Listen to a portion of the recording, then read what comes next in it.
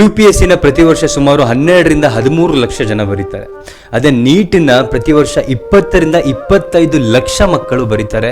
ಒಬ್ಬೊಬ್ರು 1 ವರ್ಷ ಓದ್ತಾರೆ, ಒಬ್ರು ಲಾಂಗ್ ಟರ್ಮ್ ತಗೊಂಡು ಎಕ್ಸ್ಟ್ರಾ 1 ವರ್ಷ ಎಫರ್ಟ್ನ ಹಾಕಿ ಓದ್ತಾರೆ. ಅಂಥ ಎಕ್ಸಾಮ್ಗಳಲ್ಲಿ ಇನ್ ಕೇಸ್ ಪೇಪರ್ ಲೀಕ್ ಆಗಿದೆ ಅಂದ್ರೆ ಆ ಮಕ್ಕಳಿಗೆ ಏನಾಗ್ಬೋದು? ನೀಟಲ್ಲಿ 720 ಮಾರ್ಕ್ಸ್ ಇರುತ್ತೆ. 720ಕ್ಕೆ 720 ಮಾರ್ಕ್ಸ್ ತೆಗೆಯುವಂತ ವಿದ್ಯಾರ್ಥಿಗಳು ಟಾಪರ್ಸ್ ಆಗ್ತಾರೆ. ಪ್ರತಿ ವರ್ಷ ಒಬ್ರು ಇಬ್ರು ಮ್ಯಾಕ್ಸಿಮಮ್ 3 ಜನ ಟಾಪರ್ಸ್ ಆಗ್ತಿದ್ರು. ಆದ್ರೆ ಈ ವರ್ಷ 67 ಜನ ಟಾಪರ್ಸ್ ಆಗಿದ್ದಾರೆ. ಅದರಲ್ಲಿ 8 ಜನ ಒಂದೇ ಒಂದು ಪಿನ್ ಕೋಡ್ಗೆ ಸೇರಿದ್ದಾರೆ, ಒಂದೇ ಒಂದು ಸೆಂಟರ್ಗೆ ಸೇರಿರೋರಾಗಿದ್ದಾರೆ. ಈ ತರದ ರಿಸಲ್ಟ್ ಬರೋ ಚಾನ್ಸಸ್ ಇರೋದು ಸುಮಾರು 0.0000001% ಮಾತ್ರ.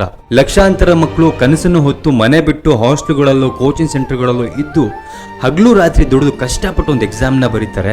ಅಂತ ಎಕ್ಸಾಮಿನೇಷನ್ ಅಲ್ಲಿ ಸ್ಕ್ಯಾಮ್ ಆದ್ರೆ ಆ ಮಕ್ಕಳ ಕನಸು ಒಡೆದು ಹೋಗುತ್ತೆ. ಇನ್ ಕೇಸ್ ಇದರಲ್ಲಿ ಸ್ಕ್ಯಾಮ್ ಆಗಿರೋದು ನಿಜ ಆದ್ರೆ ಆ ಎಲ್ಲಾ ಮಕ್ಕಳಿಗೂ ಕೂಡ ನ್ಯಾಯ ದೊರಕಬೇಕು. ನ್ಯಾಯವನ್ನ ಕೊಡಿಸೋದ್ರಲ್ಲಿ ನಮ್ಮೆಲ್ಲರ ಪಾತ್ರವೂ ಕೂಡ ಇರಬೇಕು. ಈ ವಿಡಿಯೋನ ಆದಷ್ಟು ಶೇರ್ ಮಾಡಿ ಪ್ರತಿಯೊಬ್ಬರಿಗೂ ಕೂಡ ಈ ವಿಚಾರದ ಬಗ್ಗೆ ಜಾಗೃತಿಯನ್ನು ಮೂಡಿಸಿ.